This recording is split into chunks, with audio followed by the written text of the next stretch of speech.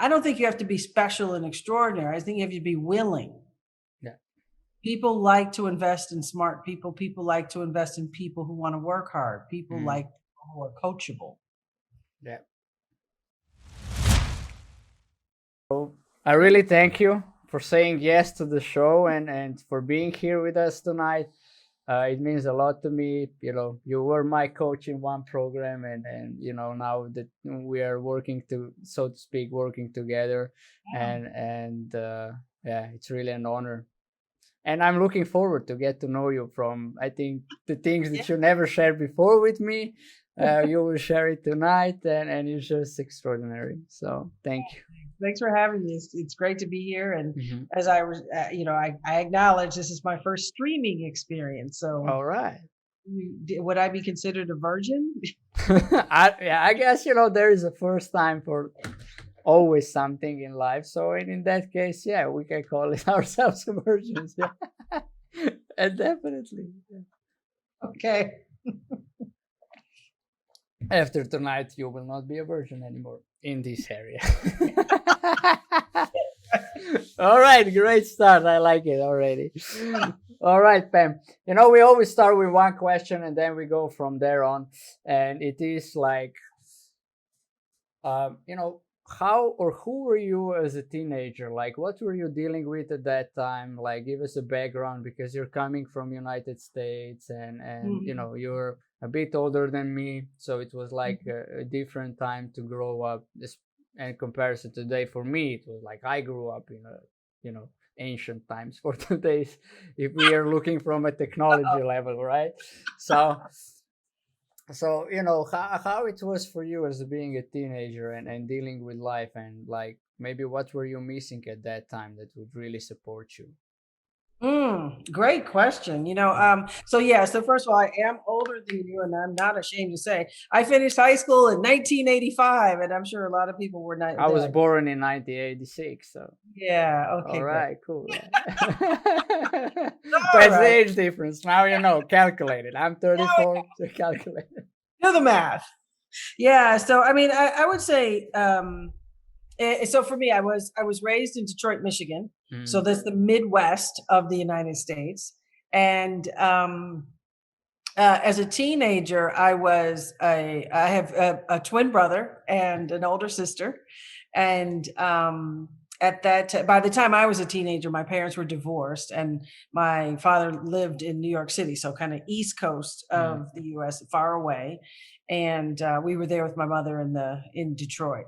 And I think the one big thing I was dealing with was being Lisa's little sister. So I mm, think that's a very normal thing. I think that's a global thing. There's nothing special about that. My sister was somebody, she was pretty, she was bright, she was smart, she was attractive, and she was 3 years older than me. So all the schools I went to, I was Lisa's little sister, and everybody interacted with me like I should just be little Lisa. mm, When I was in elementary, in what you'd call primary school, the teachers I had were the teachers who taught her, so they just expected me to be like her. mhm, My brother actually was like the one who had a whole lot of freedom because nobody expected anything of him because there was no place to put him. Nobody expected him to be Lisa's little brother. That just mhm, so I remember feeling like I was in her shadow, and and I wasn't as pretty or popular as her, and I remember just kind of having feelings of like inadequacy. I wasn't very popular in high school. I was a bit of a tomboy, mhm, so I didn't like a lot of the girly things. I didn't fit in well with a lot of girls, and then but guys were interested in girls, so they weren't interested in as a girl, as a best friend. So mm, I was a misfit. I really actually had the experience of being like a misfit in high school. And stumbled around with different friend groups and found a very good girlfriend. And we were kind of on our own as the outcast misfits kind of things, and we experimented and messed around with all the kinds of things teenagers mhm, mess around with, and um, took risks, and drove the car without the license, and hung out at the parties with the boys, and everything I think is kind of the typical teenage experience. I did have yeah. it. All right. I don't know if it's a typical drive a car without a license, but it is. I'm joking, but yeah, Well, it was it Detroit, matters. Yeah, yeah. And it's a great start what you just shared, and coming out of that is like, yeah, I'm really, you always see from the movies, like, me being European, and you watch Hollywood movies, and Mhm. hearing about America, right? I've been to Miami once, but we all know that is not really representing America, right? Yeah. Detroit is known as, on the other hand, something like hardworking, car heavy industry, Yep. demanding, right? We all know I love sports, so Detroit Red Wings and Detroit Yeah. Pistons, and then Yeah. kind of a stops for me there. Uh, Oh, that's so great. yeah, yeah, we are kind of a I would say, especially in Slovenia, we're well educated in geography, so kind of a it's like Yeah. wherever in the world, right? But my brother's even more into United States. He is like a fan of NFL and baseball, like the sports Okay. that in Europe are like did not exist until a couple of years ago, right? Like on a bigger scale. So he really knows everything from east to west coast. I'm not that good. I just a couple of cities and how it's going on. But I really want to know for you is like, what is basically the difference between, you said Midwest. I kind of Mhm. got it like, Midwesterners are different than the East Coast and Mhm. different than the West Coast or Mid Mhm. East. So Mhm. can Yeah. you give us a little insight on that? What that means? Yeah, and a great question too, because I mean, Europeans and even here, I'm in the Middle East, and people look at Americans like, you Americans, you're so like American, Mm, you don't know much about the rest of the world, and you're all just, you know all about you, and that's it. And it's like, yeah, okay, true. But if you think about Europe, it's the collection of all these countries in this geographic space that's mm, about a third of the United States. mm, So, I mean, just in the world, you may be used to traveling, London, France, Slovenia, but and that's a train ride. It's maybe a 2 hour drive, or it's a 4 hour drive, and so the states is the same. So literally the East Coast, so New York and the big cities that are globally known. New York City's the biggest city globally known. It's on the East Coast, the yeah. Atlantic side, and up to the north is Boston, which is another kind of known Yeah. urban dense area, and then to the south of New York is Washington D.C. and Philadelphia, which is I was in Washington D.C. before I got to Dubai. And so those are urban areas. They're typically denser. They're also closer together, and as a result, kind of the East Coast, for lack of vibe, is one where you have large numbers of communities, 2 3 hours apart, a lot of commuting between, um, high volumes of people in a small geographic region. Mm, The Midwest is, and Detroit and Chicago are kind of it as far as what people know for Midwest outside of the states. Although there's more to it than that, but in general, it's like Detroit, Chicago. That's it. mm, But it's the literally the mid portion of the country. And if for lack of a better picture, if the U.S. is like this, the Midwest is somewhere here. This is the East Coast. So in living style, it's very there. While Detroit's considered an urban area, it's very spatially spread out. It's less dense.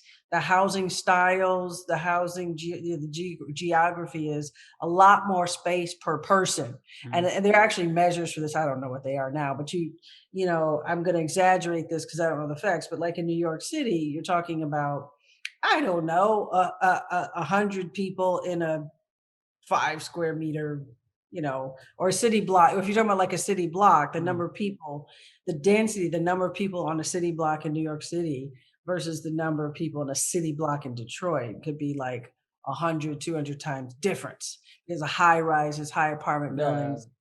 And so the cultural style is that of people who are spread out, it's spacious. In the Midwest, it's very when I grew up, it was like black and white. There were Caucasian people, there were black people, and that was pretty much it. And black people were people who were African American is kind of what they get called today. In more urban cities and on the East Coast, you have a lot more nationalities, a lot more people of color from different regions. For many years, as I grew up, there were no people of color other than African Americans, and so you had racial tensions that were us versus them. Mm. In a city like Washington, D.C., you have 125 nationalities living in. I mean, my son went to a school with 100 nationalities represented in Washington, D.C. In my school in Detroit, there was one. It was Americans. you know? All right. Yeah, got it, Not got it. diverse. And as a result, I think in any human, any culture, you've got kind of us or them mentality that naturally forms, but how it forms and how it gets nurtured and grows varies. So in some cases, you'll see things that get formed that are based on income. And income disparities cause the us versus them. In the Midwest and in the 80s and 90s, race had a big to do with it, and it died down. And then, as you kind of saw, matter of fact, this year in 2020, with the Black Lives Matter Mm. movement that became globally uh, known, you had it come back. But the racial tensions of today in 2020 have a lot to do with economics, which was not true for my generation. When I, Mm. in the 80s, it was just race. You were just different from me, and I didn't like you, or that was it. As far as the West Coast of the United States, West Coast was, it's pretty much known. It's California takes up almost the whole. Yeah, you, yeah. Oregon and Washington and stuff up Is there, but Minnesota on the West Coast? I don't remember exactly. Midwest. No, it's closer to Okay. Michigan. Okay. Um, yeah, and good example, Minnesota, Wisconsin. They're all Midwest, but they're lesser known, less familiar. I'm trying to think. I mean, the West Coast, California is just known as like the laid back state. It's just geographically, it's sort of like the Midwest in terms of the amount of space. Mm. There are some dense places. San Francisco and the Bay Area is totally dense and a lot like New York. The cost of living is high in certain sectors and stuff like that. The cost of living in the Midwest is significantly lower than the cost of living on the East or the West Coast. And lifestyle, you got quality of life differences because of that. Mm. What if you're paying $1,000 a month in rent, what that buys in Detroit versus what that buys in Los Angeles versus what that buys in New York City is markedly different, and the quality of life you have is different. But that's the basics. Mm. Yeah, got it. And you mentioned a couple of things, right? So one thing was like how it was for you that your parents were being divorced. How did you deal with it at that age? Oh gosh, I was a mess. Because I was actually 10 when they separated, Mm. and how it lived for me was I was abandoned. Now, I wasn't smart enough, I didn't have the intellectual, capacity to know that that's what I said to myself, but it's what I said to myself. Mm. And so how I operated with people, and that's partially contributed to my social relationships. I was always expecting if things didn't go well, people would leave, and Mm. I had to be nice. I had to be nice and polite. If I wasn't nice, people wouldn't stay. And even with friends, I had it. Because of the way my parents, argued and fought before they separated, the world I grew up in was if you had a fight, that relationship was over. Mm. And so I remember, always being very careful and cautious and insecure in friendships in high school. And I wasn't, people in high school can be mean. Yeah. So, I was preyed upon because I'm operating like I got to be careful. And if I meet somebody and I'm friends with them, and then if there's any problem, it's not going to go well, they're going to leave me like my dad did. And when people sense that vulnerability, I think they can be unkind. Mm. I also had the unique circumstance of, it wasn't unique, but it occurred unique for me. When my parents were together, we were very high income. There's two, mom and dad were both working full time. We lived in a very nice neighborhood. It didn't cost a lot to have a very nice big house. When they separated, our income changed dramatically, My mother was the only person working consistently. My father went to grad school, and so the big shock was an income loss, and then the emotional devastation of the divorce from my mom left her wound up being unemployed, and Yeah. so we went from two very kind of upper middle class income earning to one middle class earner to zero earnings.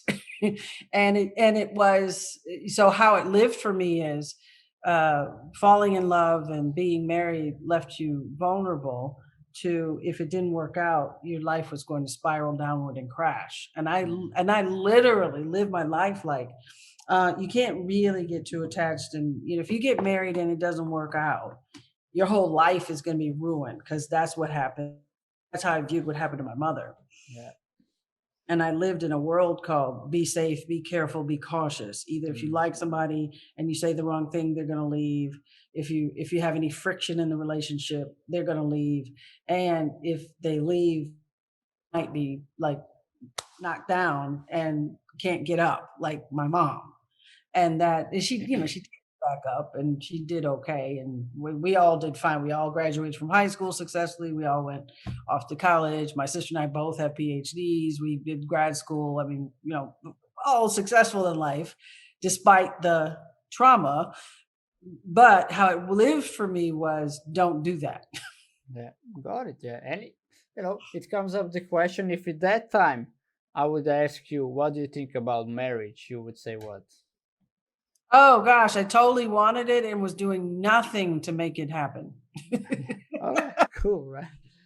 Like, Yeah. By the way, Karina, say hi to us both. 10 minutes ago. Sorry, oh, Karina Karina, didn't. Yeah, so she's here. Yeah. Uh, hello. Hello, hello. Yes. So yeah, we mentioned you before the show started. I said to her that you are, so to speak, in charge of the highlights and the content that we post out. It's Karina. Yeah. So, Well, way to go. yeah. Awesome. Well, who else, right? Who else if not her? Mhm. So yeah. Yeah. Right. And I ask you that question about what do you think about marriage is, because these days you meet people and they talk about marriage or relationships. This is not for me, and or this Mm. is just piece of paper and stuff like that. And we also had last week we had a podcast on topic of marriage, and it's just I just want to connect to that with what you Mhm. said before. how Mhm. how did you deal Yeah. with the breakup of the parents, of the divorce of the parents, and how that impacted your. Yeah. So to give people, right, that something happens in your life and then you make a story or decisions, you interpret it in a way, and that Mm. then that kind of a become your belief, which is, Mhm. and in the Well, end it and doesn't this even have to do anything with you, right? It's something that happened between the parents, yeah. but it did had impact on you. Yeah. Well, it did, although I can say for myself, my attitude about marriage wasn't I mean, my view was I had aunts and uncles who were married, long Mm. time marriages, so I didn't have a horrible view about marriage. But what I had was a view that men leave me Yeah. because my dad left me, and Mm. so that actually became the source of my I didn't have success in. I wanted to be married. I said I wanted to be married. I wanted a committed relationship, and how I was being in relationships mostly was afraid of being vulnerable and at Mm. risk, and afraid of doing something that would make the person go away. And so I was not successful in dating relationships a lot, even though I said I wanted to be married, Mm. because I was doing things to be safe, play it safe. I wouldn't share how I really felt with people if I thought it would make them angry or upset or cause a conflict. Can you imagine being in relationship with people and not telling them how you really feel? It's just so fake. And Yeah. so, and that, for years I was like that. So that was the source of me not getting married, me not Mm. being successful in a relationship, was kind of playing out that old pattern more than, oh, I have a model of marriage doesn't work. Now my sister got married when I was, I don't know how old. So maybe in my early 20s. And so I wound up kind of repatterning So my attitude about what's possible in marriage got influenced by watching my sister have a healthy marriage. Hmm. And then I was like, oh, okay, so marriage is cool, and it can work, and you can, that thing that happened with my parents was just unique to them. It's not marriage everywhere. And so that one of the things I did notice is how easy it was to have new patterns Hmm. of what marriage modeling. I do think marriages, people who are married, model something for people who aren't, and they don't know it. They're probably not paying attention to it, and it's a huge deal. Not that you have to do anything about it, just being aware. You model something for the people in your family, for your friends, people around you. They get to see, oh, that's what marriage is like. Like I got to see when my sister and her husband would have a fight, and then they go to several places in the house, and then an hour later they come back and start talking about it. And I was like, wow, this is amazing. I've never seen this before. And I'm Yeah. 20 observing this is how to have a healthy relationship. So that's one thing that also stood out for me. Even if whether you're in a household with people who are married or not, are you around people who are having healthy relationships with one another and showing you how healthy relationships look? Whether you're married or just even if you're just living together or whatever, do you have a model for what healthy relating Hmm. looks like? Yeah. Most of us don't. Yeah. I mean, I mean, yeah. with today's divorce rate, definitely most of us don't. Yeah. In Slovenia, it's 50%. I know when I studied in Esbjerg in Denmark, and in Esbjerg is 90%. Yeah. Yeah, So I think US rates are on average about that, 50, 60 something percent too. It's yeah. it's high. But I think also that a lot of people, what do you call it? Anthropologists, the social Mm. anthropologists or whatever, talk about, well, okay, but married till death do us part, what some people said when they died at 50. So Mm. when the average lifespan was 50, it was easy to do that. I mean, I didn't get married until I was 50 for the first time. Mm. Um, and that was and that was a huge deal for me, and just dealing with who had I been being in relationship, how did I operate in committed relationships, how much work did I put into them, knowing when to work on something versus when to let it go. It's just when you've done everything you can, and it's okay, I've done the best I can, and it's not working, versus no, there's we have a culture that says, a lot of people say you don't work hard enough on your marriage. People quit fast. Yeah. There's a culture now, it's an American thing that says, oh, people quit on marriage really fast. They don't try hard. They don't work long enough. Mm. But I have no idea how long and how hard you're supposed to work on these things. Yeah. Nobody wrote the For formula for for me. a lifetime, it's never ending work. It's like, you never get to the end of it.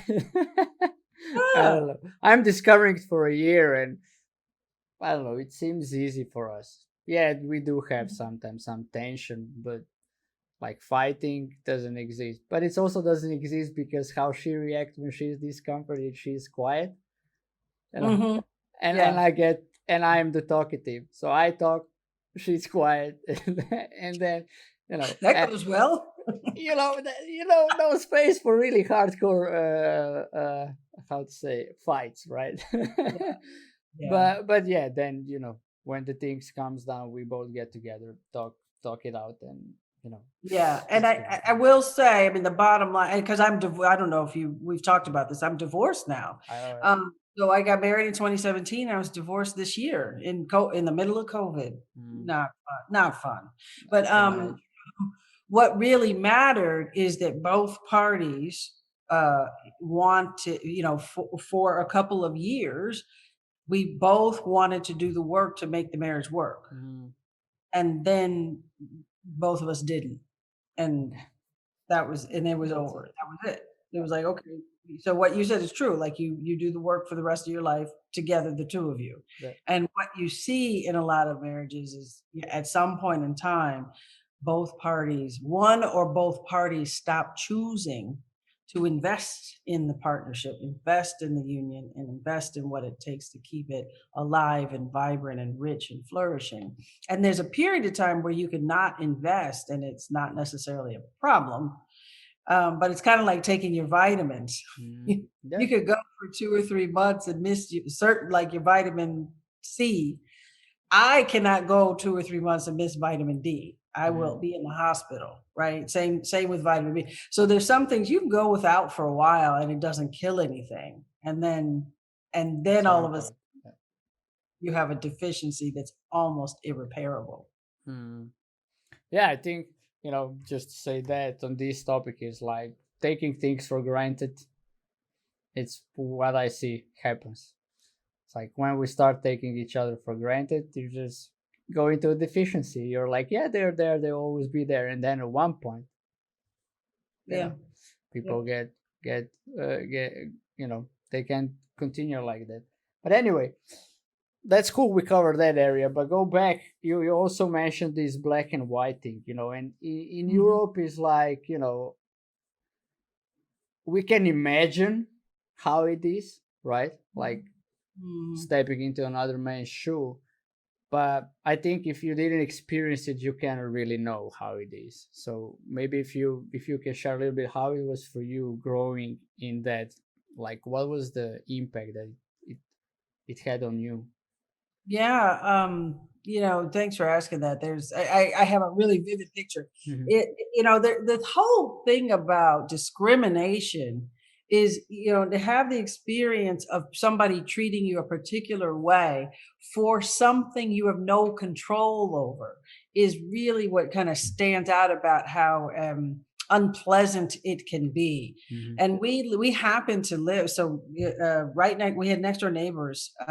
Oh gosh, I can't even think. I used to know their last names, and we used to talk about them. And the whole there's a mother, a husband, wife, and 2 sons, and they were Caucasian. They were very, very racist, and what that looked like is we all black people are stupid. All black people are full of crap, and their point of view.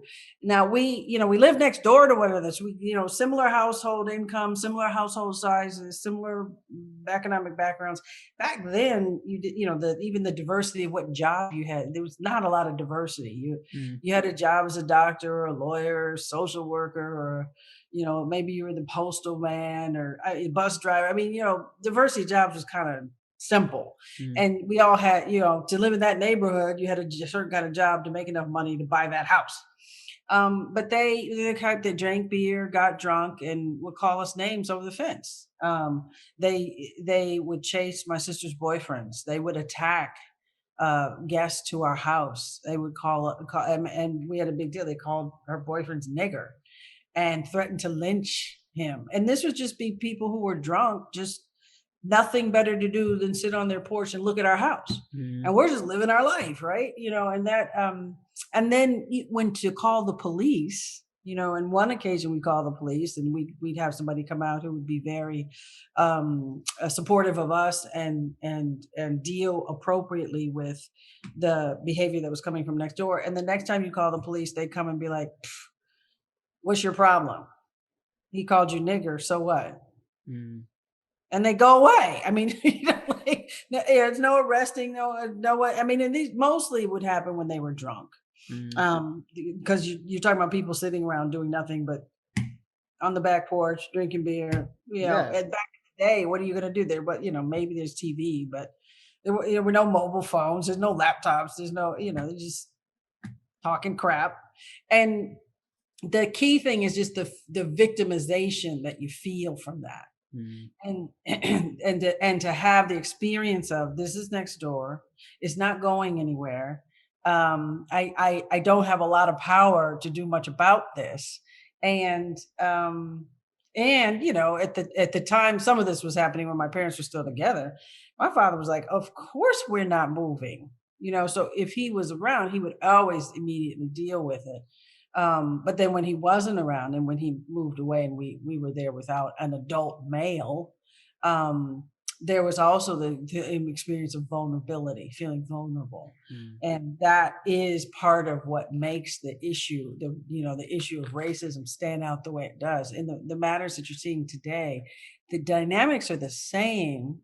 The circumstances are different. But what you're still talking about is, instead of my neighbor being a jerk and terrorizing me, people in authoritative positions like the police are the source of the terror, just being abusive or unkind or lacking sensitivity, and feeling free to be feeling free to behave in ways that are not appropriate. And then you have no recourse, you have nowhere to go.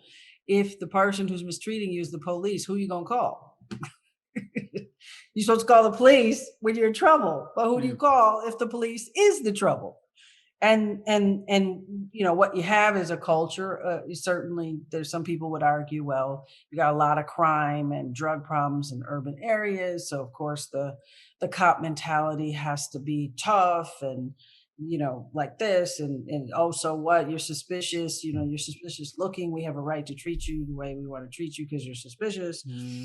But it's so it can be justified on both sides, and the bottom line is really just a horrible power struggle and power imbalance. And what makes the difference is you have no recourse if your troubles are with the public safety resource. And that's the biggest problem, why that issue in America has gotten so much attention.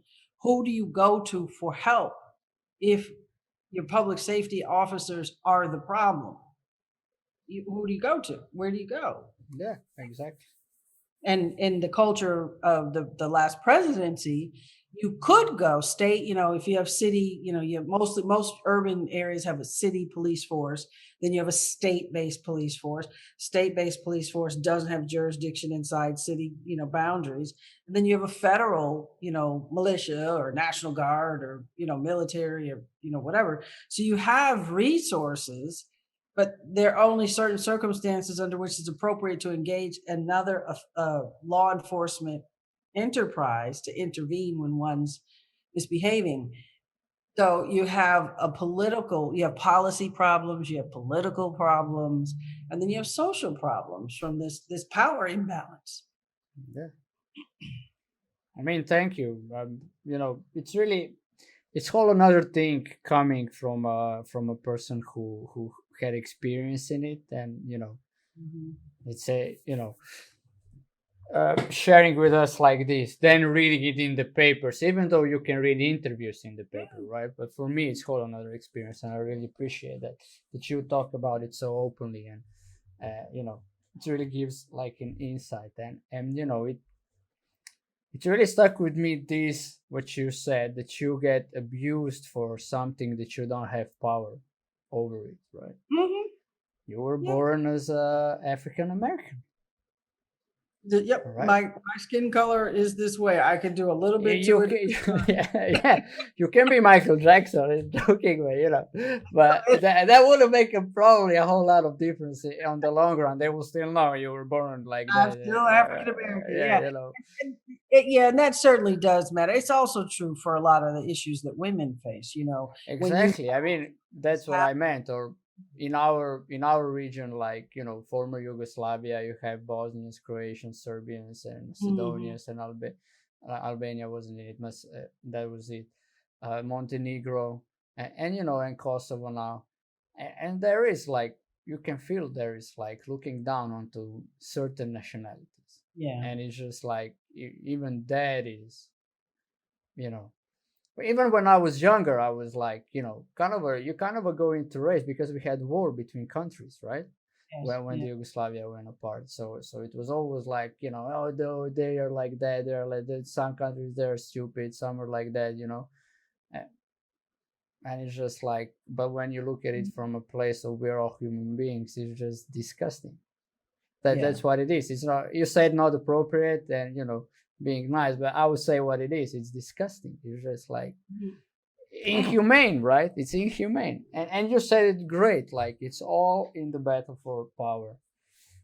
Whatever that is for each human being. So, and kind of underneath power is significance. Yeah. So one of the things that studies show, is most racial discrimination and bigoted behavior tends to come from two classes of people: low income, low educated, and high income, high educated. Mm. And Yeah. the middle group, nothing's going on with them, right? But it's true. I mean, there's a piece of it that says you're different from me, and then what's my choice about how I'm going to treat you? Yeah. Whatever the difference is, I have a choice now. I can honor and respect the difference.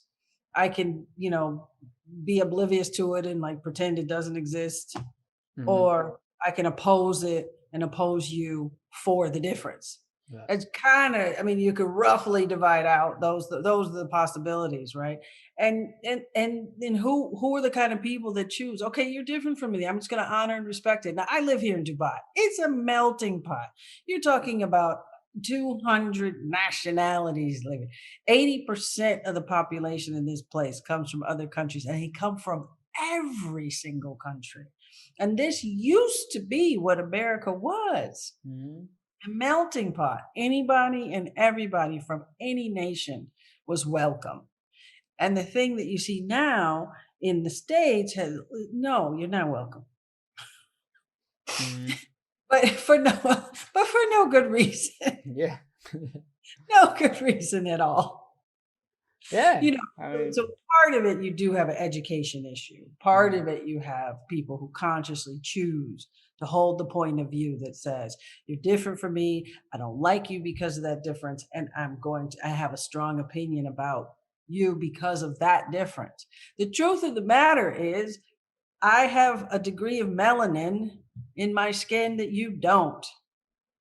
And biologically, there are a few other things that come that make me different just because of the chemistry that happens to be the thing that's in place that has my color be this way. mm, Other than that, there ain't a lot going on different from one human being to another. There yeah. really isn't. Yeah. The truth of that. That's exactly it, right? And you know, to go from there, right? So dealing with parents being divorced and the income, what you said, going from 2 to 1 to 0 and then back to 1 when mom picks it up, and and dealing with the racial thing. So in all that, and you said you were a misfit. And in all that world, right, did you at that point already know what you want to do in life? That is like a big question is in Slovenia at the age of 18, 19, when you sign up for college or, the job, like you got to Mhm. know what you're going to do for the next 40 years. Uh-huh. Nowadays, not that strong anymore, but it's still there is a belief you need a degree to live a good life, even though there are numerous proofs that, Mhm. degree doesn't give you a good Yeah. life like it Yeah. used to be back in the days. It really was like that. Now it's Yeah. not that anymore.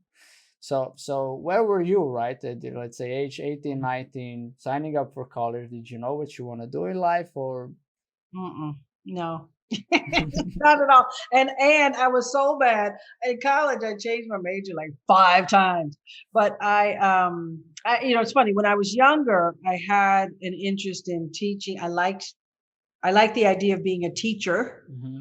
I thought that was cool. I used to, when I played in my basement, I had, matter of fact, we had this cool painting on the wall above the fireplace that the texture of it was a chalkboard. So I could chalk on the Oh and yeah. pretend to be a teacher on this. My mother hated it because it was a real painting, but it's too late. But so when I was little, I had both this notion of being a teacher and an entrepreneur. I wanted to own my own business. Mhm. I didn't matter where or what. That just was kind of a notion I had when I was little. When I went to college, I didn't know what I wanted to do. I Mhm. had been somebody who had majored in French in all 4 years of high school, and I really wanted to major in French in college, but I couldn't figure out how I'd earn a living. Mhm. Like, what are you going to do with that? And because I was paying my own way through college and I didn't have help from my parents, I had to be very practical. So I majored in economics. Like, I don't know, let me just do some broad business things. So I did economics as as a way to just like check a box and I'll figure it out when I get there. And then when I got to college, it was like, well, I don't know. But everybody had to take 2 semesters of economics in the first year anyway. So I just did that.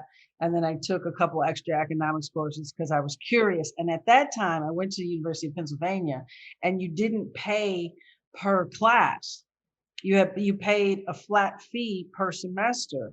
So I was like, well, I'm paying for this myself. I'm working 2 part-time jobs. I'm going to take as many classes as I can because it's, instead of paying by the credit hour, the price for me was the same if I took 4 classes or 7. So I took 7.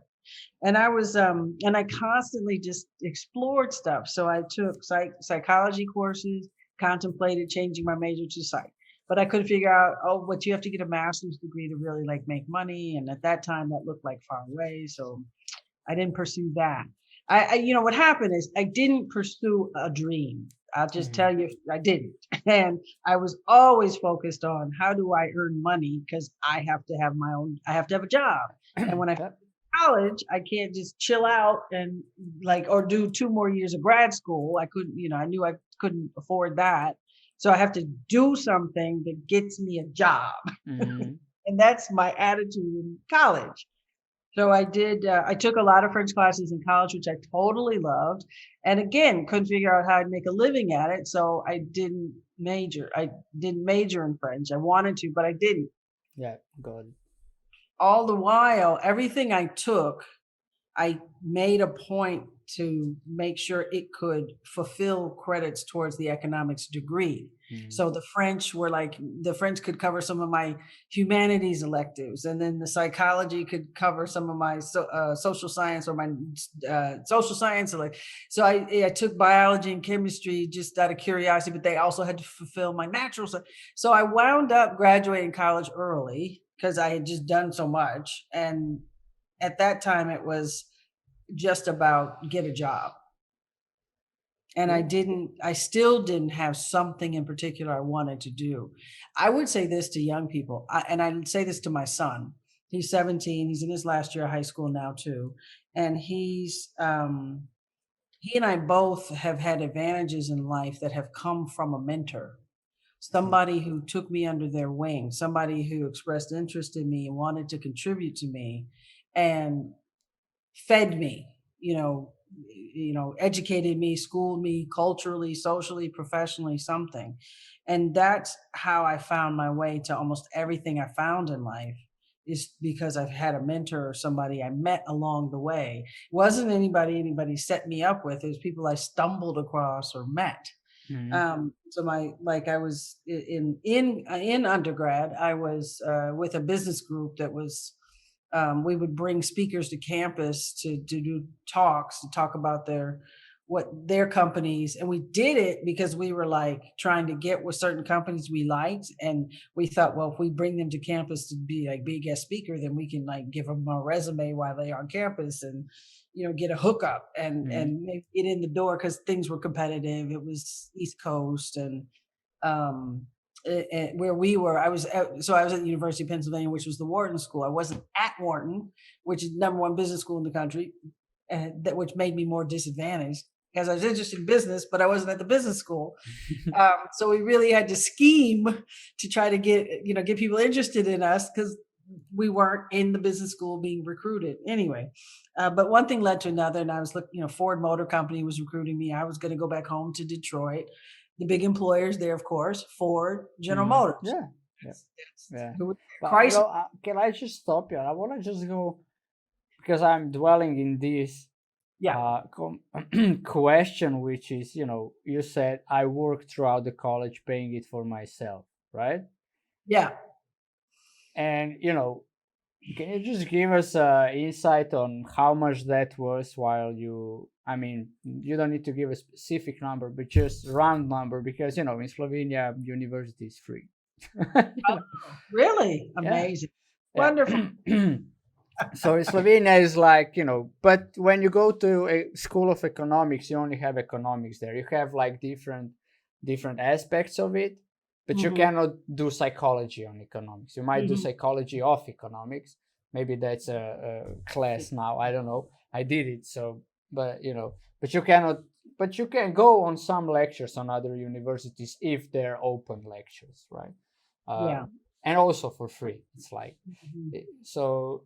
It's like really, unless if you are irregular student, then you need to pay.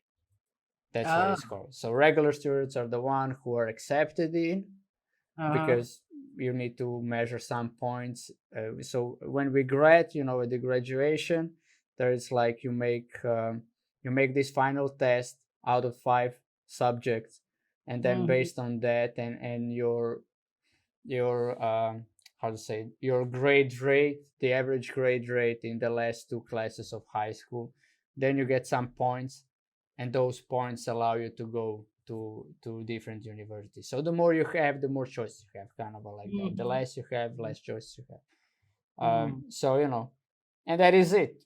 and Nice. and then if you don't meet that, right, and you still want to do certain universities, certain faculty, it's just like you then can see if they have open for the irregular students, and those have to pay. And for those, I would say, I don't know exact numbers, but I think the highest is 6,000 euros per year. Mm, So, okay. okay. So, Yeah. comparison to USA, I know it's not a lot. Yeah. No, Yeah, that's a nice price, man. yeah. I'm like, should my son be looking at school in Slovenia? I mean, But you can do it definitely. Why not? yeah, well, Yeah. I'm sure there's a different rate for internationals, but yeah, so Oh, if they're a regular student, they might even get more free and might get paid, because of you can use these Erasmus programs or programs for international switches. So mhm. it could be Exchange. totally free for him. Oh, nice. Yeah. So yeah, I think, and I just so funny. I can't even. You say it now. I want to say tuition and fees. Mhm. Yeah, that's what I meant to you. 30, yeah, tuition and fees may have been 20,000 US dollars Yeah. then, and then another housing, room and board could have been 10 or 15 more. Mm, Unfortunately, I'm a little bit vague, but it is high, and mm. the US dollar to the euro is like 1.1. Yeah, but we are talking the worth of dollar 30 Mm, years ago, something mhm. like that, right? Which is, Yeah. yeah, Yeah. we both know the inflation rate, right? It's like the if you had a $100 invested in the stock market in 1920, when the stock market started, you would have more than 100 billion today. So that's the Wow. inflation rate of the dollar in these years. So, yeah, I think that Woo. there is a calculation made. You can Google it. But yeah, but housing you need to pay in Slovenia. But then it's also different. So sometimes, and Mhm. there are difference for the school. But it's like it's really cheap in comparison to USA. So Yeah. that's why I want to, like, but that you earn that kind of money per year, you kind of need to do a full job, or no? Yeah, so in that case, there you and for me in particular, I was somebody who came from a low household income. Mm, So for a school like that, and I'm vague on the numbers, but let me just say I'm right yeah. about the tuition was about 20,000. So then I would have like I had financial aid, Hmm. so maybe $7 or $8,000 grant that was Hmm. based on my being low Yeah, income. yeah. Then and then there, depending on what was going on, I was able to qualify after my first semester for scholarships. Mm, So I had scholarships and grants that covered my tuition and fees in 100%. mhm. And then I had to cover living expenses. And usually most scholarship programs don't cover living expenses. They'll pay tuition fees. So there I had student loans and I worked. So the Mm, first year I was on campus housing. It was required for freshmen. And I had, student loans to help pay for the housing, and I got a part-time job on campus. And then within about a month, I was like, "Oh, this is not going to work. This isn't enough money." I mm, got a job off campus, mhm, and I wound up just a friend hooked me up with. He was like, "Oh, I work for this guy. He's a stockbroker. He needs a secretary. Maybe you could come talk. You could come check it out and see maybe." he'll let you work for him. And I guess the guy was looking for like good, smart labor, but cheap. Mm. So, grabbing a girl from Penn maybe made sense. And so I wound up working for this investment banking firm part-time for 2 years. Wow. And so it was a full-time job, and that I would 2 days a week I was there all day. Mm. And then like 2 other days a week I could get to work by about 2 p.m., but I'd work till 8 or 10 at night. Mm. Um, and I started as his assistant, and he was very smart, but he wasn't particularly, he wasn't well organized, and I was. So my job was to make sure everything was organized, and he would be trading, making all this money, but then things would need to go out to the clients to get things signed or whatever. Mm. And I was the person that did that. And so I earned money as a regular salary, but then on occasion I get a bonus if I helped him handle a bigger thing. Mm. Uh, and then as a result, he was physically housed in an investment banking firm. So he was a broker. He was like a retail trader, just traded with individual people, their portfolios. But the firm he was with did like municipal deals. Like they were investment bankers. They financed, the city of Philadelphia buying fire trucks or something. And I would socialize with those people, and one thing led to another. And I got invited to help somebody do something. And then I wound up having a job with them too. So, so I started working for both these guys. There's Ralph over here and Dennis over here. But that was just how it was partially I was curious, and I do encourage people, Mm. be curious and be willing to experiment, explore, and work. I'm around a lot of young people now who kind of there's like a sitting back, like tell me Yeah. what I should do, versus a pulling in, like a give me, give me more, let me help, what could I learn, and I was mostly the second job I got was just out of curiosity. I was chatting up the guy, like, what do you do? He's like, oh, we do that. I was like, well, how do you do that? Whoa, well, we do, well, how does that work exactly? And, 2 or 3 days of doing that, chatting him up at the coffee pot, he's like, well, why don't you just sit down here and look, And then I started asking smart questions. Mm. And he was like, oh, well, and I wound up getting invited to work. Yeah. And I did that during my college career, and it paid nice money, and I got to travel a little bit.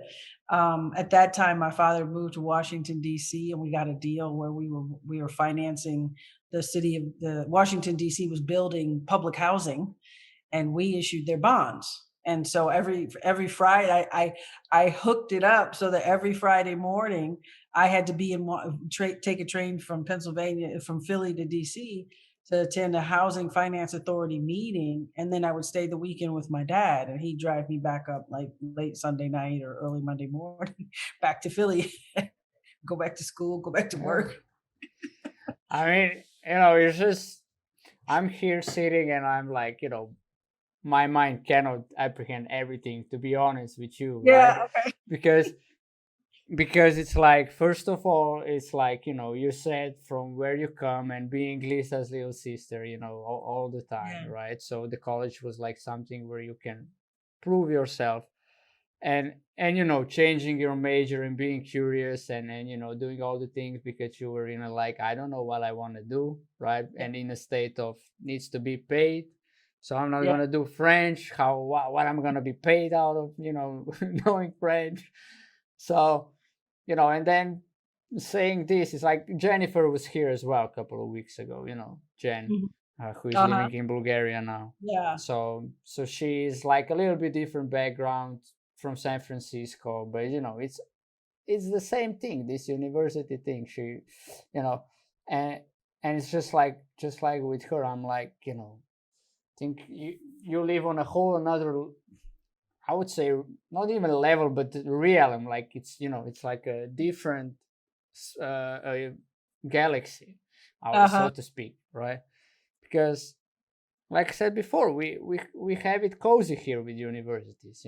You go Mhm. there, and you need to pay for housing. University doesn't cost anything except if you're a regular student. So the housing is then different. Either you get a student dorm or you get a private, you go into private. There, that is the major difference. And there are people who are at university and needs to work to pay for their housing like you did, right? And it's great what you mentioned, like be curious, right? That's what I also say on my workshops to high schoolers, like, be curious. You have Google, you have YouTube, you can experience every job you want, just search it, right? But Yeah. then you can also go out there and just say, hey, can I work with you for the summer vacation for a Yeah. month or 2 weeks, just that I will get to see how this work is done, if that is something that I want to do. Yes. So it's really great thing that you say that. All right, we got and then all this driving, and I'm like Pennsylvania, Philadelphia, and I'm like, how does that even go together? It's like probably but then going to Washington D.C. be with my dad. That's awesome, right? That you two had that kind of relationship out of what happened in Detroit, and he moved out, Yeah. Yeah. and what happened then? Like, you did the university and still not pursuing your dreams, you said, right? Yeah. So, and I will say this, I think I had a sense of things I liked to do. Mm-hmm. And I will say that my coming from being a, low income background, it really, I didn't have the experience. I mean, my whole focus was be self-sustaining. So Yeah. that's really not, a context for a higher education usually is about exploring who are you, what matters to you, what do you want to give your life to in the world, right? Mine was it was just a pragmatic experience, and I would say that continued afterwards. Mm. I stumbled across, I mentioned, so I'm interviewing for jobs with standard kind of corporate jobs that recruit economists. So are there a couple jobs on Wall Street that were possible for me? And in terms of going back home to Detroit, the corporate America was small then, and it was like work at a bank or work at one of the automotives. I mean, Mm. that was what was in Detroit. That was pretty much it. And the economy was a lot less diverse there, Mm. which is another thing. I mean, young people today, please, you could sit home and be a gamer. Yeah.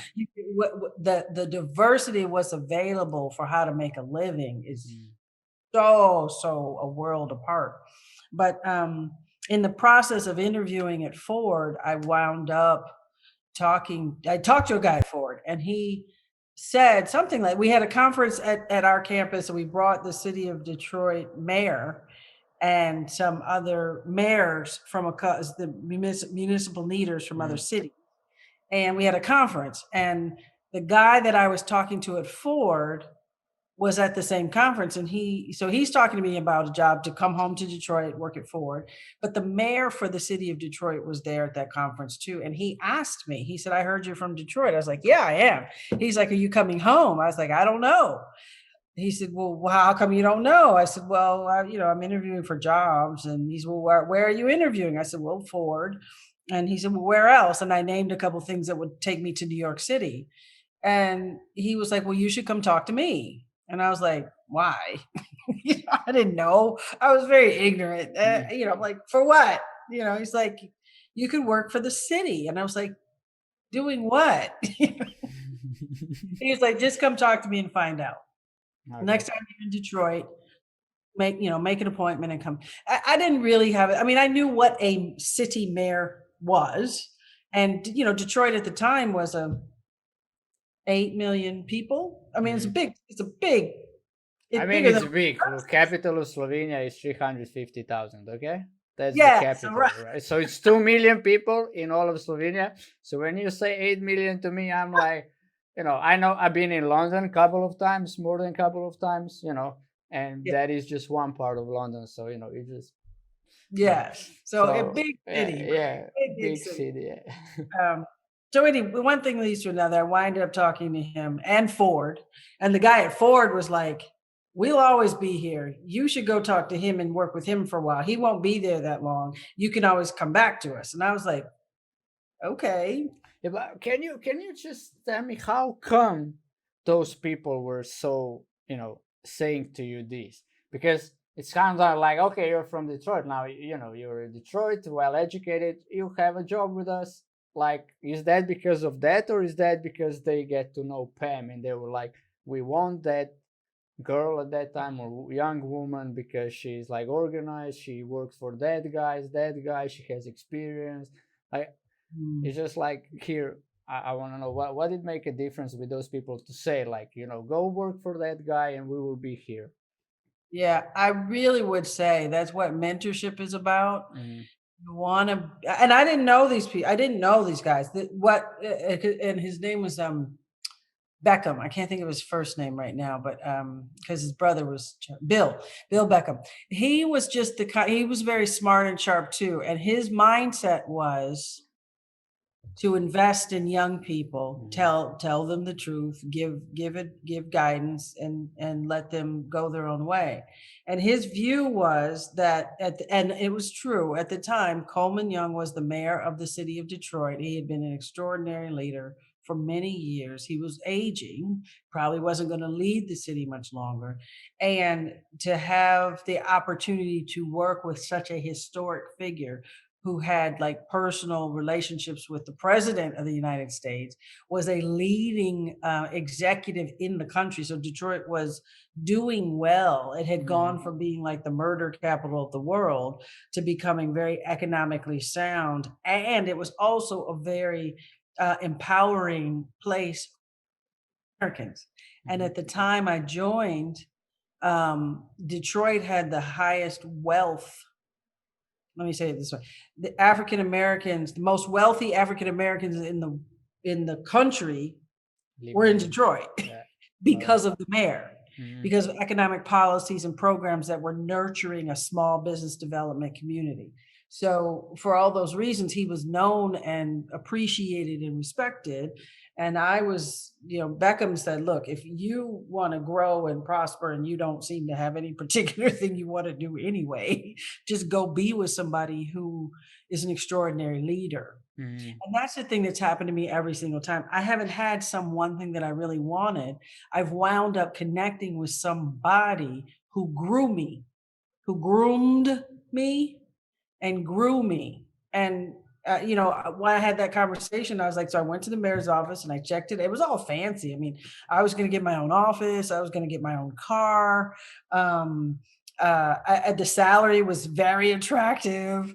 It was kind of glamorous. It was like, oh, sure, I'll take. I mean, I had no real good Mm-hmm. idea other than it looked good when I said yes to it. But I had a sense to listen to Beckham.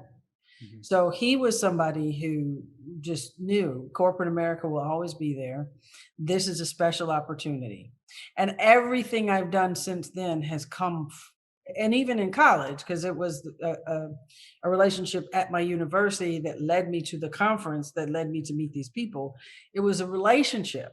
And that's one of the things I encourage my son about. Don't be a jerk. It's your relationships with people in positions above you that help open doors for you. And Mm-hmm. you may not particularly like this guy or that lady. Be respectful always, and respect them for their position, and honor them as people who are contributing to you. And when you honor them as people who are contributing to you, you get contributed to. Mm-hmm. Yeah, And and that is a great thing that you say, because somehow it just goes really against what is happening today among young people, right? So mhm, it's a lot about fighting, a lot about, fighting for power, ego tripping, who is better, like who has, you know the capitalism kind of a stroke in that, like who has a better income, the clothes, mobile phones, even that, like, all that is already enough that people pick on you or bully you, so to speak. It's mhm. not, you don't even need to be race. It's enough that you have a cell phone for 200 euros and the other person has cell phone for 800 euros, and you will be Yeah. there. oh, you cannot make a proper photo because your cell phone sucks, so you suck. Just go easy, right?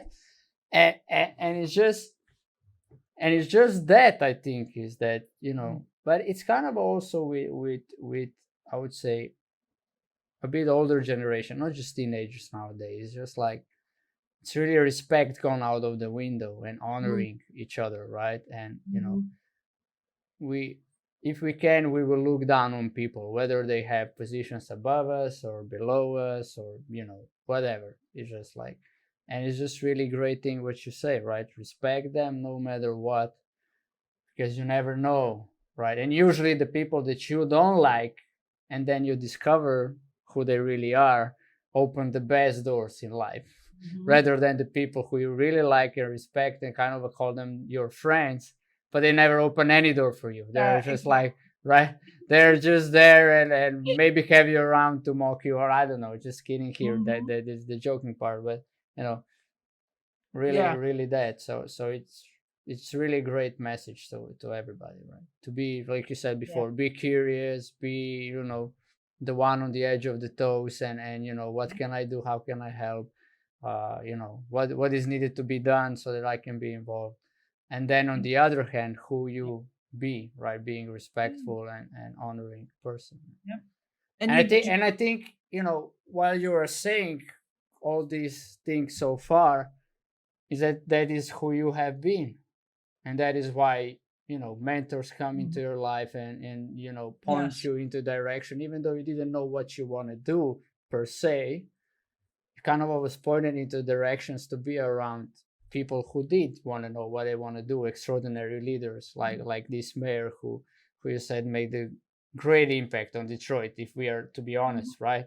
That's like, we all know Detroit outside, and when you watch movies, hardworking, really hard people, because it's heavy industry there, so you need to be tough to survive Detroit. And Yeah. and then that you say, Detroit at one point, it was like the highest for the Yeah. African Americans. The wealthiest African Americans lived in Detroit. And So it's so funny. I can point to every turning point in my life was I was led to it by a mentor. And most of these people they aren't people I knew well. When I was going to college, there's a guy that came to my high school recruiting. I didn't know him very well, and I don't even remember how he got to me. But his whole thing was he liked this. He liked the University of Pennsylvania. He'd gone to University of Pennsylvania. He wanted Black people to go to University of Pennsylvania, and he was like, he hunted people down, and he recruited. He took us from Detroit to Philadelphia, which was like a 12-hour bus ride to visit the campus and do a weekend thing where you stay overnight. And that just happened to be a guy who wanted people like me to get the benefit of that education. So that was like one of the first ones. Then at school, there was a similar guy who was focused on getting people like me graduated, because the graduation rate for African Americans in college is pretty low. And his focus was empowering me. They had an academic center that was for people, African Americans, and it was a tutoring center and a resource center, but it was basically the place you could go to like complain about being mistreated or talked down to. I never forget, I had a German finance professor, and he always literally this is a good example of just offensive behavior that could be discrimination. I always sat in the front row, and I was one of the only people that sat in the front row. And during the lecture, every single lecture, he chose to stand next to me and have his foot on the seat next to me, such that his body is physically like in my face while he would do the lecture. And I remember thinking, what the heck? And it wouldn't matter where I'd sit. And finally, I got smart and stopped sitting in the front row. But literally, there could be 50 seats in the front row in the lecture hall. Didn't matter where I sat. And it took me a while to notice it. It took me a while. I was uncomfortable. And it took me a while to realize he was doing it on purpose. And I remember thinking, what the heck is this? This is offensive. And it took me, and I'm young, I'm stupid, I don't know, I'm a freshman. It took me to figure out to get into the second row. So he would still do it, but he would just be as close as possible, but talk over me and ignore me, but Mhm. physically be like dominating me. And I just remember thinking, but I had the student center I could go to and be like, "Oh my god, this guy, and I don't understand finance because he's German and I can't understand what he's saying. He's got a heavy accent." And it was the place you could go and cry and Mhm. be free to be, and somebody pat you on your back and be like, "No, go back to class. Get it done, babe, Yeah. move on, get a tutor, Mhm. go." And I did. I wound up going to his office hours, and I remember being at one point. I remember getting angry, like, "What?" Like, you know.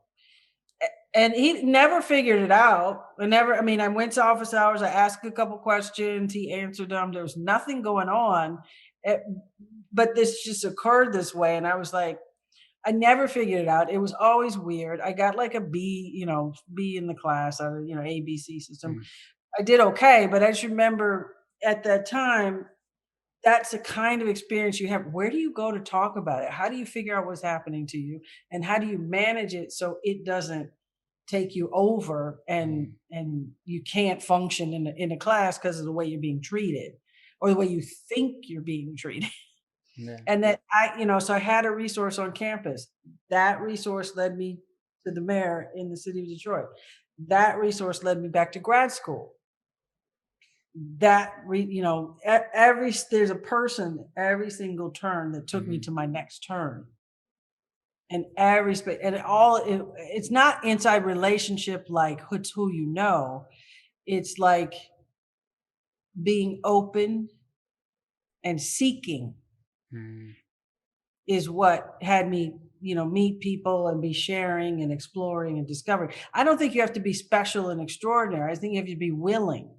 Yeah. People like to invest in smart people. People like to invest in people who want to work hard. People Mhm. like people who are coachable. Yeah. It, True. I mean, on point, right? Because yeah, in Slovenia, there is. I don't know how it's other countries because I don't have experience of them, but Slovenia is like, it's all through connections, who you know, more than what you're capable of. And on some level, I do agree with that. And there are other, it's just different. We could say from company to company, just like it's, probably everywhere. Also in America, in USA, some things are happening only through the connections that you have, and some things are happening like you said, right? Would say it's always there, but I think in the long run, who gets like to live the, we can say, the rich, how to say, flourishing, more flourishing life, or more fulfilled life, yeah. is definitely the one who is willing to do the hard work. It's good if you have connections too, and are that kind of person. That's like a winning combination. But you are no less if you're willing to put the hours in, and think about it, put Well, it and put a I thought would into it, say right? willing to put the hours in helps you get into certain rooms too. Mm. Yeah. And that was, I mean, my last, so I wound up my last 15 years in the US, I was working for the US Congress. And I stumbled into that job. That was my turning point. I was a single mom and I was starting over. Mm. And I chose to move to Washington, D.C. because my father lived there. And the choice was either go back to Detroit. I was living in California at the time when Mm. when my son's father and I separated. And it was go back to Detroit where I'd have a huge family and social network and limited career possibilities, Mm. or go to DC, move to Washington, DC, where I had one family member, but I had unlimited career possibilities. And Wow. again, the turning point, my dad said, I'll support you wherever you want to go. You need to go where you, Pam Jackson, will flourish and thrive. You Mm. can't start making choices because you're a mom and start like putting a limit on who you can be in life because you're a mom. Mm. So if you put the kid aside, and he said literally go put that kid in daycare for 2 days or something, go sit at the beach and figure out what you want your life to be for and what Mm. matters to you, and then go for it and figure out how to manage your childcare along the way. But if you start living your life making choices based on how you fit the circumstance called single mom, you will put a lid on what's possible for you, and you will hate yourself and then hate your kid. And it was the best thing he could have ever said to me. And I wound up moving Totally to agree. Washington D.C. Not, I mean, luckily he was there and he could assist me, and I did. I moved in when I was 35 years old, new baby. Well, I was still pregnant when I moved in with him, but then had the baby, and then Hmm. within a few months I could buy my own house. But um, it was it what really set the tone was keep living your own life and don't start living for your kids' life, which a lot of moms do. Yeah. A lot of parents do. True that. And True that. And I think that is exactly that happens what you said then. You start hating your life and hating your child, and you don't even know why that that is there. And I think it's a great point. I mean, this is really a high. We can use what you just said for a highlight. I told you before, some parts of the this conversation we will use it, and it's exactly that, right? It's a yep, great thing, and like you said, he couldn't say the better thing. And me yep, sitting here and all about empowering people is just like that is it, right? When you yeah, are happy as a human being, you will be also, as a good parent, definitely, right? yes, In the face of somebody who is miserable, and being a parent, it's like, it's just impossible to be great with your child if you're miserable and unsatisfied and unfulfilled, and yeah. so Very- yeah. And what did you discover then on that beach? Oh my God! I just Because said, okay, we said the intention is about passion. We kind of didn't get to what's the passion of the Pam. It's like, but it's a great. But because what you're showing with your life is like, right, she's 35 and she's still not there. What that she's still not mm, doing what she want to do in life, right? yeah. Well, I And had done. So mhm, I had like finished a phase or two. I meant to say this earlier. mhm, The notion, who do you want to be in life? What do you want to do for you? But I've had 4 or 5 do-overs. I've literally had careers. mhm, I spent 10 years running a nonprofit foundation, mhm, an educational leadership program for young people after I left the mayor's office with him. And I did that. I did that because he asked me to do it. It's not like, oh, this is my dream. It's like, okay, we're leaving the mayor's office. He has this money. He had a foundation. He wanted to grow it. And I was already working for it. And would I? And so now here's an example of me being an entrepreneur. I knew how to, I mean, I had enough experience to be able to like mhm, start the business of the enterprise. Like it was a scholarship program for 2, 3 years. It had operated. They just kind of wrote checks to kids for school. But he said, I want it to become an enterprise. It was like rent office space, pay you. You're a part-time staff person. You're the only staff part-time staff person because we can't afford it. Run a business, like get the phones turned on, have programs, have people in the office, mhm, serve these kids. Don't just give them money and send them away. Put programs together to help them. And I did that, and I stumbled around making it up, figuring it out for a couple of years, got better at it while I was in grad school. So this is mhm, my part-time job while I'm in grad school. And I love that work, but I didn't choose it. I just stumbled into it. mhm, Same thing happened 2, 3, 4 more times when I was on the beach. What I decided was I will go for it in Washington D.C. mhm, And I literally applied for jobs online. I did whatever I could apply, whatever I thought I qualified for, and there were hundreds. I probably applied for like 300 jobs online. One interview, one company invited me to do an interview, and that's who I went to work for. And the Oh worst yeah. part, I was so concerned because I'd done all these applications for jobs in Washington D.C. I said I'm going to go to D.C. I'm only going to look for jobs in Washington D.C. I'm not going to look in Detroit, and I'm going to move even if I don't have the job. I'm moving, and I Mhm, did that, and I did a couple phone interviews with this one organization, and which was happened to be the Library of Congress. mhm, Um, And then they wanted me to come in person for an in-person interview. I'm 9 months pregnant.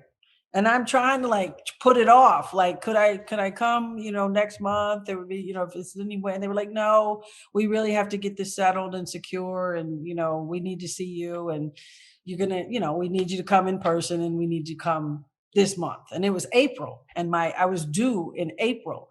And so I'm big as a house. And I'm like, nobody is going to hire a pregnant woman. Mm. And so but I'm like stuck. I have to go to the interview. I can't really hide it because I'm way too big. And I do the interview and they offered me the job. And I was like, what?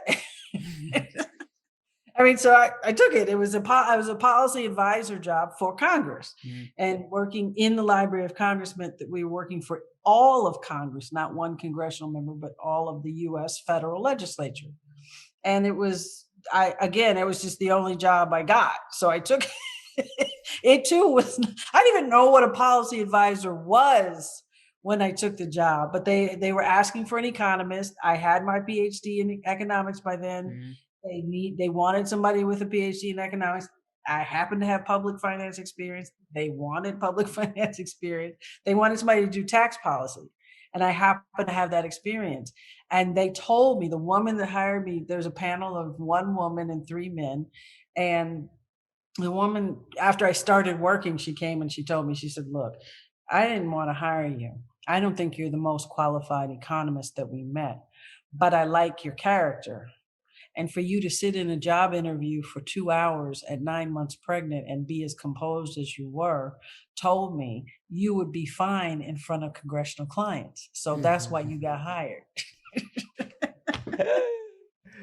like, okay, so I got hired because I was pregnant. I mean, because of your attitude, I would say, right? It's like, and then, we had, like I told you today, this is the 28th show, and it always comes with the people. It's like about who they are, not as much as, what their background is and stuff like that, but who you are and who are you being? Yeah, that would be more correct. Who are you being? And then being open and being out there curious, like you said, right? And willing to do. It's like 300 applications. Can you give me the time frame in which you did it? Oh, please. It was like 3 or 4 months of just every day going online, looking for anything that I put in. There were a couple of key websites to put in economic PhD. And I did that because I'm like, I have one. Let me use it. I hadn't worked in I worked part-time in university while I was at the university, but I didn't have a traditional job. When I finished the degree, I was still working full-time for the foundation. So I hadn't gone a traditional path. So I didn't look like the normal, right? I didn't job seek right out of the education program, which is typical. If you want a university faculty job, they hire you right when you finish your degree coming out of university. I didn't do that because when I finished university, the salary I was making was 2 times as big as what they were offering for faculty. So I was like, I'll do that part-time because I like teaching. I wound up being university faculty teaching and running my own company. So I wound up doing that thing without actually planning it that way or having focus to get it, I didn't focus to get there. Relationships and opportunities sort of just guided. Exactly. That is the red line of everyone who is pursuing or living their passion is opportunities. And they show up, and then it's on you whether you grab them or not. But if you're pursuing what you like to do and you turn it into also what you love to do, opportunity comes always. So in the meantime, Mr. JP said, I'm 30 and still searching for my passion. So this gives me hope. That's my wife. And then the rain was like, that's a nice story. Glad that there are still people with heart. I mean, bro, I'm all about people with heart. So every guest I will have is person with a heart. to comfort you on that and invite you to be with us in every talk show. But yeah, right. It's so all right. It's like, we set until past. It's 4 minutes until past. So I don't want to hold you longer because I know you're a busy woman. But give us a fast forward, right? Just how did then you find the passion? Like, because I know right now you're doing something you're passionate about, Mm-hmm. right? Mm-hmm. So how Yeah. did you get to that, and what is now necessary for you to live it and make it into a business? So Oh my gosh, but yeah. this is a new phase for me. I will say Mm, this. I'm here in July. I've been here 4 years. When I first got here, I was married, and my husband and I owned our own business. And my passion now is I'm an enterprise builder. mhm, Like I enjoy being with, a small, mid-sized group of people who are up for something big in life and together building it. And we built a clinic.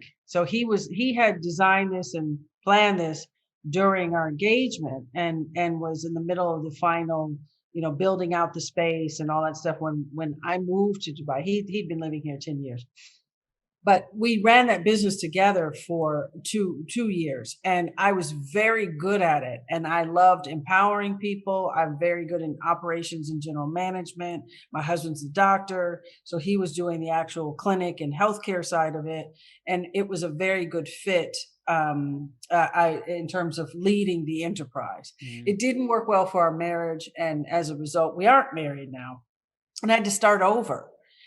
So the actual conclusion to our marriage came during COVID. mhm, So when January 2020 started, I was married, I was employed in a business with my husband, and life was good. My son was here in high school, and all was well.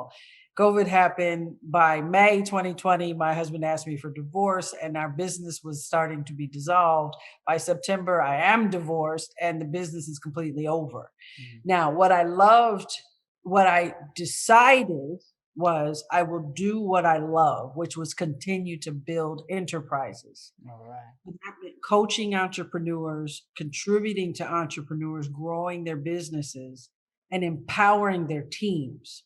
And I'm a systems person, so it's easy. I was a management consultant, so it's easy to come in to a business enterprise and see what's working, what's not working so Mm, well, and offer solutions, and then be the trainer or the coach to implement the solutions and stay amazing. with the team for a few months to build it up, put good habits in place, and usually install leadership and train up leadership so that when I leave, all of that goodness stays and grows Mhm. versus kind of retreats back to whatever it was before I came. Yeah. That's a passion I love, and it takes a lot of discipline for me to, you know, believe in myself that I could do it and go get clients and say, I can do this for you. Mhm, Sign me, let me work with you, let me contribute to you. That has taken discipline. I've never had to do that before. I mhm. wasn't good at it.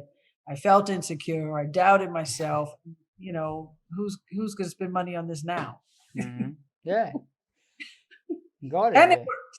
and it and worked. Yeah. and it's And it's a to conclude it. It's a great thing, right? So you said whoever calculated it, you said in the beginning, you graduated high school in '85. I'm born in '86, so people mhm. can calculate how old you are, just to put that on their minds. So Yeah, at your age, to have to. finally go after what you love, what you want to do, right? And it's a clear example. It's never too late. Whatever happens, there are circumstances, and inside of you can either give in to Yeah, circumstances, yeah. or you can create whatever you want to create regardless of the circumstances. So most of the people go, are you nuts? COVID is happening, you're going to go on your own and I divorcing didn't have with a choice. I couldn't what? find a job anyway. Yeah, yeah, sometimes you need to be pushed in the corner to go after what you love, right? Exactly. And it Yeah. wasn't, I would say this too, so that people don't get confused. I found a new love Mm. Yeah, you discovered it. Yeah. in the last few years. This Mhm. was my newest love. And I'm pursuing it because it's what I love to do now. Mhm. It turns out I have a pattern from my past, but I hadn't identified it. Mhm. I found opportunities, I liked them, I pursued them, I fulfilled myself in them. And then when I had done everything there was to do, I completed that thing. And I really had probably about four distinct periods of time Mhm. where in my career where I did that. Each of them were passions. So Yeah, but that, it's really great. And you said in the beginning when you were leader, you want to be an educator and entrepreneur right now. yeah, That you are. And that is always what I say to people. If you don't know what you want to do in life, just look what you were really passionate when you were a little kid and yep, go from there. It doesn't mean that a precise profession, yeah, but inside of that world, look for something inside of that world. And it definitely pays out. I mean, it pays out for me and for everybody I so far had on the talk show. They somehow find it out when they were little and then they lost it. Some of them lost it and found it. And it doesn't matter when you found it, because all that matters is how you are being today.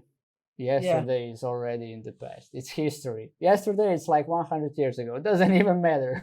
Right? So yeah. yeah. Great. And the Thank rain says, I like to draw. Now I'm working in a printing house. Amazing. Amazing. That's it, you know.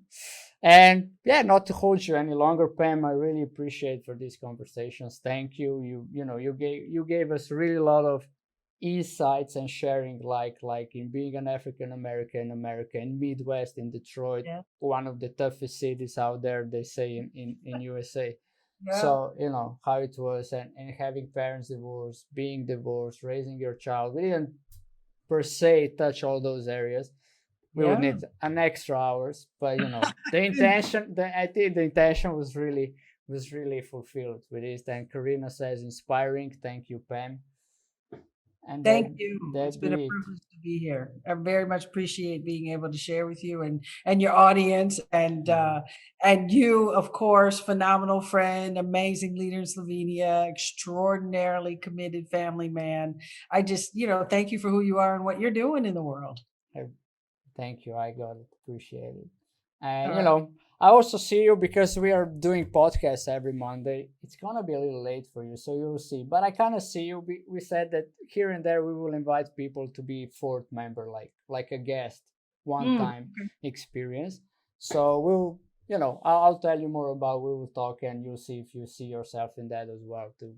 Inside of that, in podcast, we are just touching one subject and then sharing our experience inside of that topic. Oh yeah. So yeah, we had gifts, we had marriage, we had there was comparison, you know, those kind of stuff. Yeah. Life lasting. So yeah. So that is Count it. Yeah. Thank you everybody for being with us tonight. About the stream is like, you know, I don't know. Stay tuned. Might even happen later tonight. We're playing tournament in Call of Duty. But you know, stay tuned. You'll see. Have alert button on. For Slovenians, I know you're gonna be sleeping. So everybody have a lovely evening and have a great night and see you. If not, there is a talk show in Slovenian on Sunday with amazing Mojca. She's also educator, but she's an innovator. So she's like, you know, she did teach in school, but now she teaches privately through dancing. So she's teaching people how, so young people to learn English while dancing, something like that. She will explain more on Sunday. It's really, yeah, I don't know, it's extraordinary. And her kids are being homeschooled and they're doing great. So I also want to know what's more into that. But, you know, this is it happening on Sunday until, you know, in the meantime, there will be some streams, but Among Us on Friday, that's how much I can say. So thank you, Pam. Thank you, everybody, for being with us. And see ya. Bye-bye. Take care. Hey, guys, don't forget, hug somebody tonight, today, and tell them you love them. Very important things, especially in these times. All right. Bye-bye, chat.